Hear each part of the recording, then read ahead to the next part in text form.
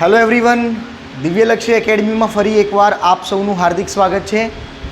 આજે આપણે account part 1માં chapter number 5 ભાગીદારનો પ્રવેશ, જેમાં દાખલા નંબર 8નો અભ્યાસ કરીશું।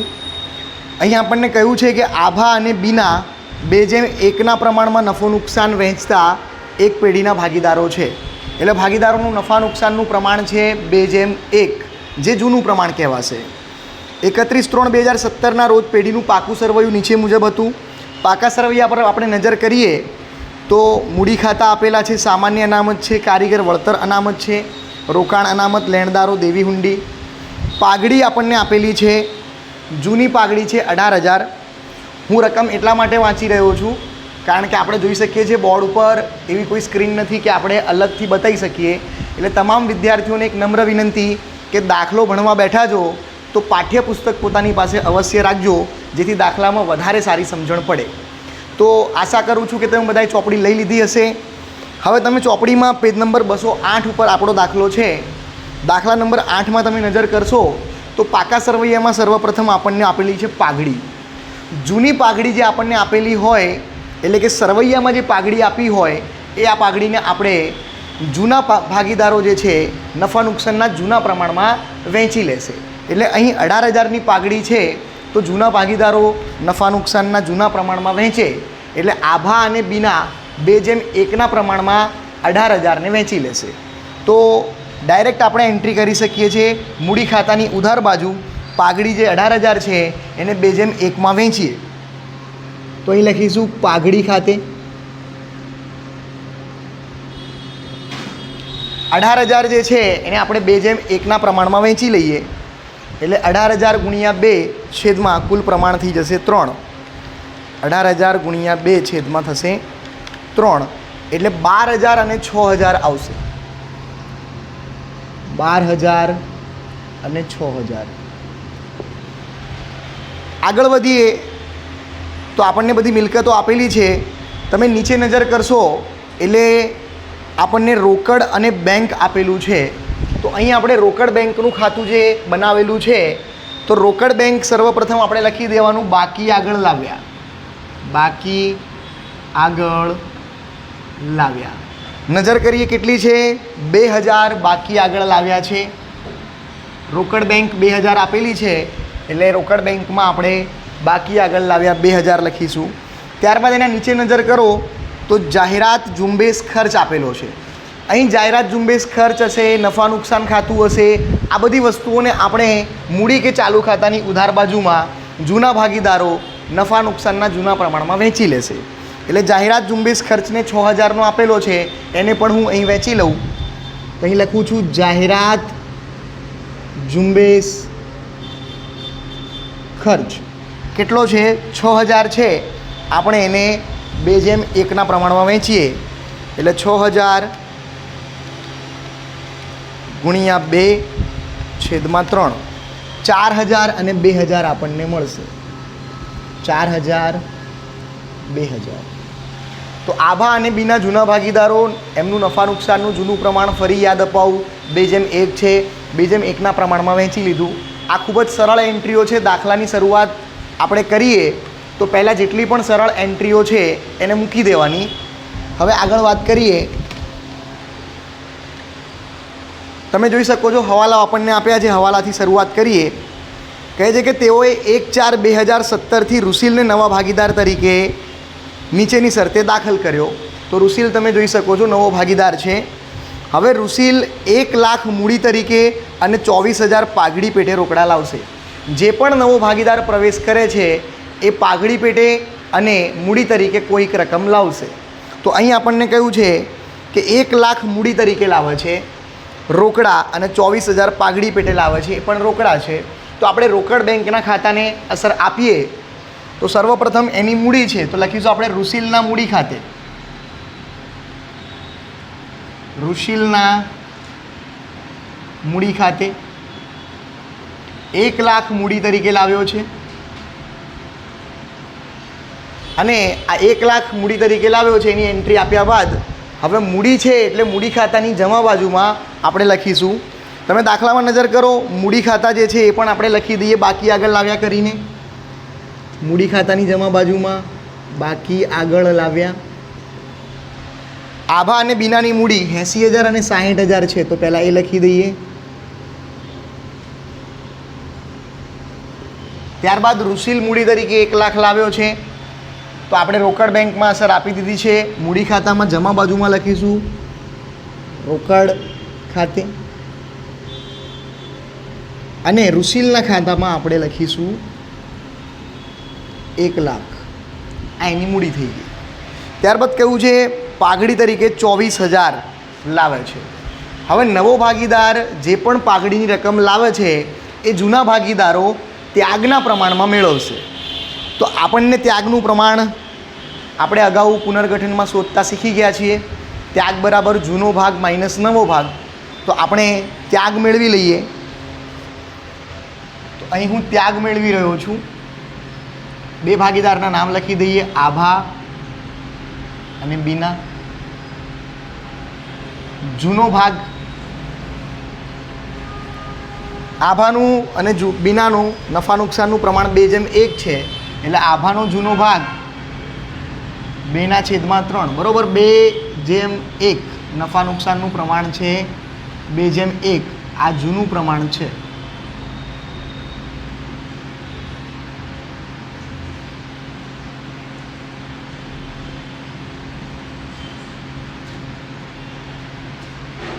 એટલે 2/3 આવશે. કુલ પ્રમાણ આપણે નીચે લખીએ છીએ, 2 + 1 3 નીચે આવશે, અને અહીં આવશે 1/3. એ રીતે નવો ભાગ તમે હવાલા નંબર 6માં નજર કરશો તો કહ્યું છે કે ત્રણેય ભાગીદારોનું નવું નફા નુકસાનનું પ્રમાણ 2:1:2 છે. તો નવું પ્રમાણ આપણને આપ્યું છે 2:1:1. તો આપણે આભાનો નવો ભાગ જે છે એ 2/, કુલ લઈએ કેટલા થાય 2:1:1 એટલે 2:1:2 છે, એટલે કુલ કેટલા થઈ જશે નીચે 5, અને અહીં થશે 1/5.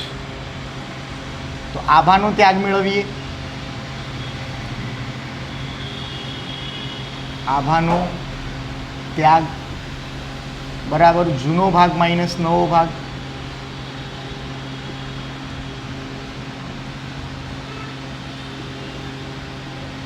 જૂનો ભાગ છે 2/3 અને નવો ભાગ છે 2/5. એટલે આ 3 × 5 = 15 થઈ જાય. 5 × 2 = 10 માઇનસ 3 × 2 = 6, એટલે કેટલા મળ્યા 10માંથી 6 જાય તો 4/15. એ જ રીતે અહીંયા આપણે શોધી લઈએ બીનાનો ત્યાગ. ડાયરેક્ટ લખું છું 1/3. જૂનો ભાગ છે 1/3, નવો ભાગ છે 1/5. એટલે આ છેદનો ગુણાકાર 3 × 5 = 15, 5 × 1 = 5 માઇનસ 3 × 1 = 3, એટલે 2/15. તો આપણને ત્યાગનું પ્રમાણ શું મળ્યું? તો 4:2. એટલે આપણે 2 × 2 અને 2 × 2 = 4 કરીએ તો ત્યાગનું પ્રમાણ આવે છે 2:1. એટલે આ જે પાઘડી પેટે 24,000 લાવ્યો એ 24,000ની પાઘડી જે છે એ 2:1ના પ્રમાણમાં, એટલે કે ત્યાગના પ્રમાણમાં જૂના ભાગીદારો મેળવી લેશે. એટલે આપણે અહીંયા લખીશું પાઘડી પ્રીમિયમ ખાતે પહેલાં 24,000 રોકડા લાવે છે. પાઘડી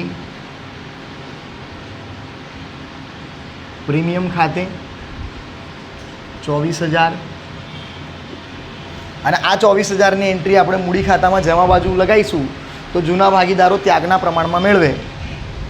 એટલે અહીંયા લખીશું પાઘડી પ્રીમિયમ ખાતે 24,000ને આપણે વેચીએ એટલે 24,000 × 2/3 એટલે 16,000 અને 8,000 આવશે. 16,000 અને 8,000. ત્યારબાદ આગળ વાત કરીએ, કહ્યું છે જમીન મકાનની કિંમત 17,000થી વધારવી. જમીન મકાન 72,000નું આપણને આપેલું છે, એટલે મિલકત લેણા બાજુમાં પહેલાં લખી દઈએ જમીન મકાન 72,000 પ્લસ આપણને કહ્યું છે અહીંયા ગાડી કે 17,000થી વધારવી, એટલે ડાયરેક્ટ 17,000નો વધારો સીધો આપણે કરવાનો છે, એટલે પ્લસ કર્યું છે જમીન મકાનમાં વધારો કેટલો 17,000 વધારીએ એટલે કેટલા થઈ જશે 89,000 અને જમીન મકાનની કિંમત વધે તો પુનઃમૂલ્યાંકન ખાતાની જમા બાજુ, મિલકતની કિંમતમાં જેટલો વધારો થાય એની ડિફરન્સ અમાઉન્ટ ક્યાં આવે પુનઃમૂલ્યાંકન જમા, એટલે આપણે અહીંયા લખીશું જમીન મકાન ખાતે 17,000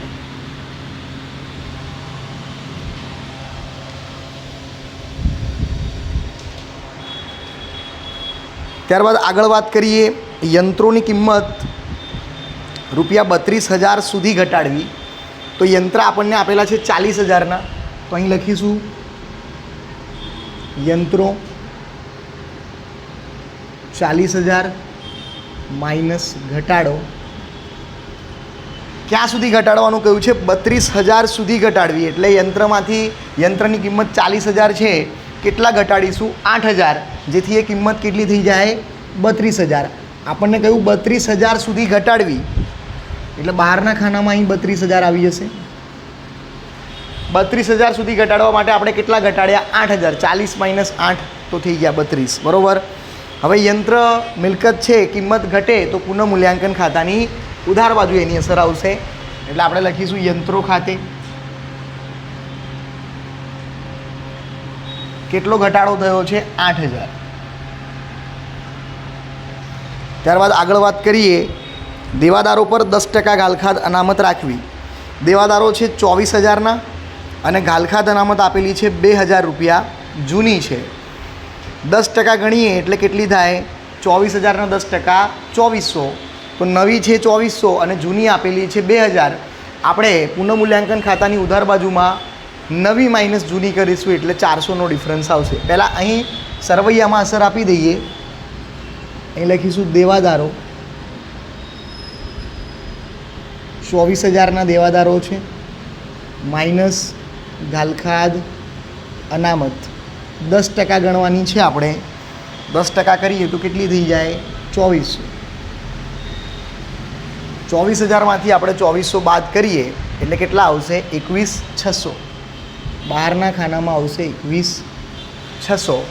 અને જૂની આપણી પાસે તમે જોઈ શકો છો કેટલી આપેલી છે સરવૈયામાં 2,000 જૂની છે, નવી આપણે મેળવી છે 2400, એટલે અહીંયા લખવાનું છે ગાલખાદ અનામત નવી છે 2400 માઇનસ જૂની 2,000, એટલે એનો ડિફરન્સ કાઢીએ તો કેટલો આવે 400 બહારના ખાનામાં, 2400 માઇનસ 2,000 400 બહાર લખીશું. ત્યારબાદ છે નહીં ચૂકવેલ વીજળી બિલ માટે 1,100ની જોગવાઈ કરવી. નહીં ચૂકવેલ વીજળી બિલ એટલે કે ચૂકવવા બાકી વીજળી બિલ કહેવાય, તો ચૂકવવા બાકીની અસર ક્યાં આવશે પુનઃમૂલ્યાંકન ખાતાની ઉધાર બાજુ. ચૂકવવા બાકી વીજળી બિલ 1,100, ચૂકવવા બાકી બીજી અસર ક્યાં આવશે મૂડી દેવામાં, એટલે આપણે અહીંયા લખીશું ચૂકવવા બાકી વીજળી બિલ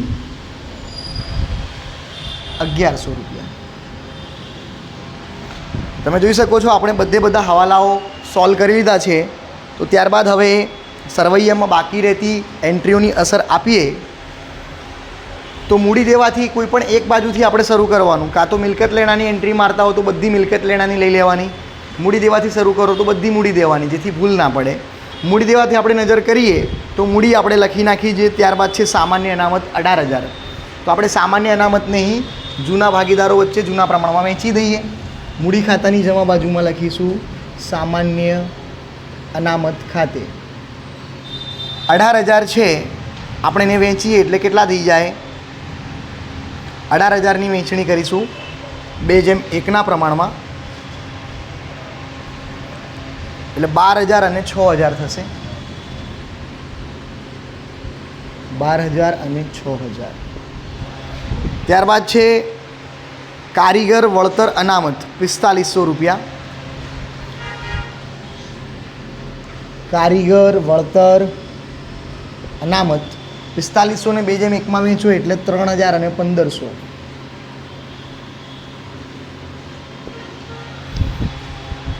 ત્યારબાદ છે રોકાણ અનામત. રોકાણ અનામત છે 1,500નું, આપણે 2/1 વેચીએ એટલે 1,000 અને 500. રોકાણ અનામત 1,000 અને 500. 1,500 રોકાણ અનામત હતું, 2/1 પ્રમાણમાં વેચ્યું. હવે આવે છે લેણદારો 28,000. તો મૂડી દેવાની અંદર લખીશું આપણે લેણદારો 28,000. ત્યારબાદ છે દેવી હુંડી 12,000.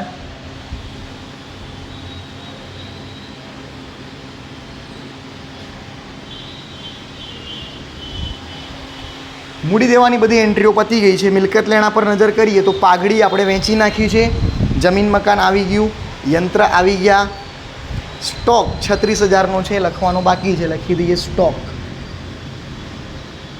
સ્ટોક છે 36,000.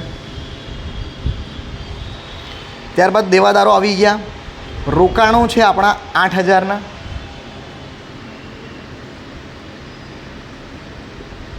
રોકાણો 8,000. રોકડ બેંક આપણે લખી નાખ્યું છે, જાહેરાત ઝુંબેશ ખર્ચ પણ આપણે વેચી નાખ્યો છે. તો હવે આપણે ખાતાને બંધ કરી દઈએ. તો જોઈ શકો છો 17,000 આ બાજુ એન્ટ્રી વધારે છે જમા બાજુમાં, એટલે 17,000 અહીં લખીશું.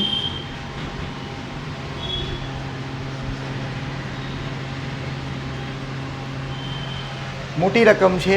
17,000 માઇનસ 8,000 માઇનસ 400 ને 1100 1500, એટલે આપણને 7,500 પુનઃ મૂલ્યાંકન નફો મળે. પુનઃ મૂલ્યાંકન નફો જે આપણે 2/1 પ્રમાણમાં જૂના પ્રમાણમાં વેચવાનો છે. આભા અને બીના જૂના ભાગીદારોને મળશે 7,500 રૂપિયા 7500. 2/1 પ્રમાણમાં વેચીએ એટલે 5,000 અને 2500 મળશે આપણને. પુનઃ મૂલ્યાંકન નફાને આપણે મૂડી ખાતાની જમા બાજુ લખીએ. પુનઃ મૂલ્યાંકન નફો 5,000 અને 2500. ચાલો હવે સરવાળો કરીએ. આભાનો 80,000, 16,000, 12,000, 3,000, 1,000 અને 5,000. 1,70,000.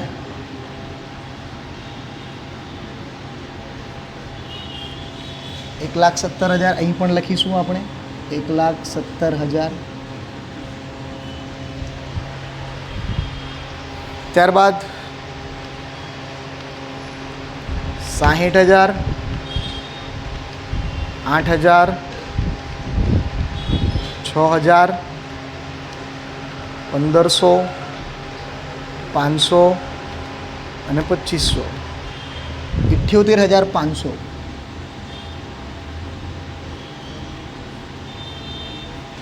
અહીં પણ આવશે 78,500. અને અહીં 1 લાખ.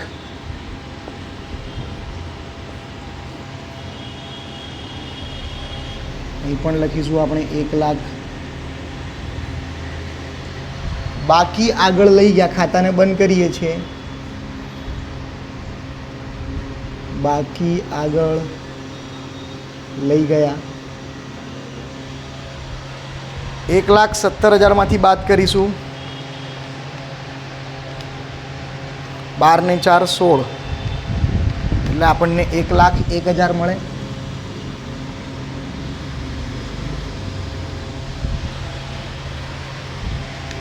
ત્યારબાદ 78,500 છે, એમાંથી 6 ને 2 8 બાદ કરીએ એટલે 70,500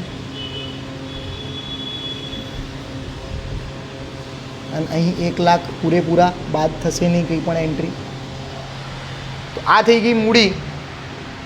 આપણે મૂડી દેવા બાજુમાં લખી દઈએ મૂડી આભા, બીના અને ઋષિલ.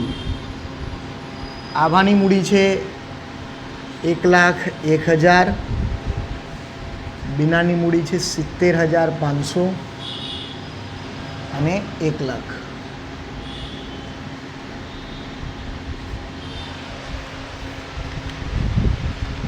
एक लाख 1,000, 70,500 અને 1 લાખ. 2,71,500. 2,71,500. આ ખાતાને બંધ કરીએ એટલે 24 ને 2 26, 1,26,000 રૂપિયા રોકડ બેંક.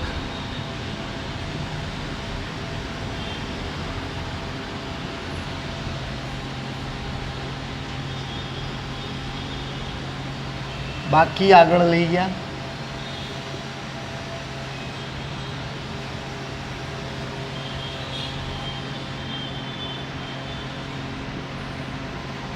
આ બાકી આગળ લઈ ગયા. અહીંયા મિલકત લેણામાં આવશે રોકડ બેંક